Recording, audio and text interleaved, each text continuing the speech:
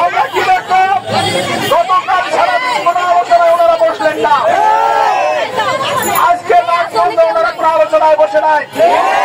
আমরা মনে করলাম যেহেতু এখানে আইজি সাহেব এসেছেন হয়তো বা উনি আমাদের সঙ্গে আলোচনায় বসবেন।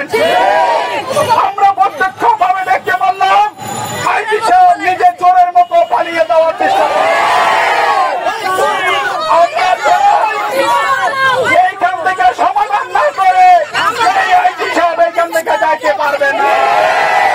উইনটেক্সের সমাধান করেই ওনার এইখান থেকে যাইতে হবে, আর নইলে ওনাকে পদত্যাগ করতে হবে।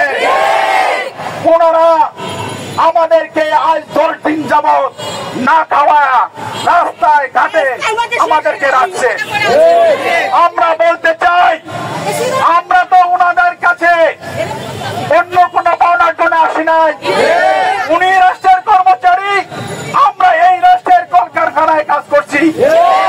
উনি এই কলকারখানা পরিদর্শনের আইজি সাহেব, যখন ওনার জেলা দায়িত্ব পালন করতে পারে না, ওনার জেলা যখন অপরাধ কথা প্রকাশ করে তখন দায়িত্ব ওনার উপরে পড়ে। উনি সেই দায়িত্ব পালন না করে বিভিন্ন ধরনের তাল বাহানায় পড়া শুরু করছে। আমরা দীর্ঘ 10 দিনে প্রতিদিন ওনার কাছে গেছি, উনি আমাদের সঙ্গে দেখা পর্যন্ত করে নাই।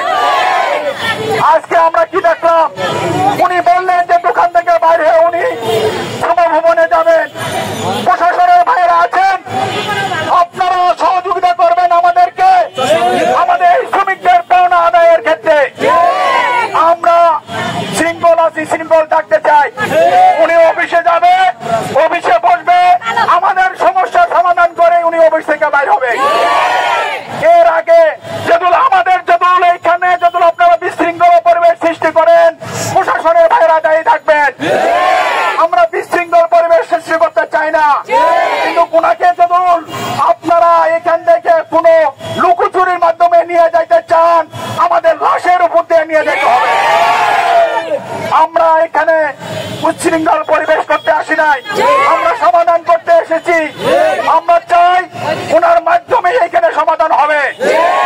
আমরা মনে করেছিলাম উনি সচিবালয় মিটিং এ গেছে, আমাদের জন্য কথা বলবেন, আমাদের সমস্যার সমাধান করবেন। ওনাদের কথা বললেই হয়। ওনারা এখন আমাদেরকে জিম্মি করে ওনারা ম্যাজিস্ট্রেটি পাওয়ার নেওয়ার জন্য ওনারা আন্দোলন করতেছেন। এই আন্দোলন করতে আমরা প্রস্তুত নই, কারণ এখন কলকারখানা অধিদপ্তর প্রতিটা কারখানায় যায় তারা দালালি করে, তারা শ্রমিকদের পক্ষে কাজ করে না। অভিযোগ দিলে তারা মনে করে তারা উকিলতি পেয়ে গেছে, সরকারের বেতন খায়, এদিক দিয়ে হলো শ্রমিকদেরকে ঠগায়।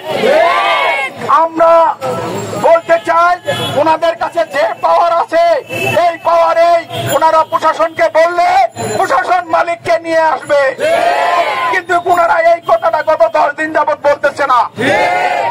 আপনার সচিব সাহেব বলতেছে না, তার মানে কি শুভঙ্করের বাকি আছে? আমরা যে বুঝি না এরকম না। আমাদের ঘরের উপর বন্দুক দিয়ে আপনারা গুলি করতে চান, আমরা আপনাদের বন্দুকের দায়িত্ব নিব না। আমরা বলতে চাই যদি আপনারা আজকে এই সমস্যার সমাধান না করেন, আইজি সাহেব আপনি এখানে অবরুদ্ধ থাকবেন, আপনি যাইতে পারবেন না। যদি যাইতে হয় আমাদের লাশের উপর দিয়ে যাইতে হবে।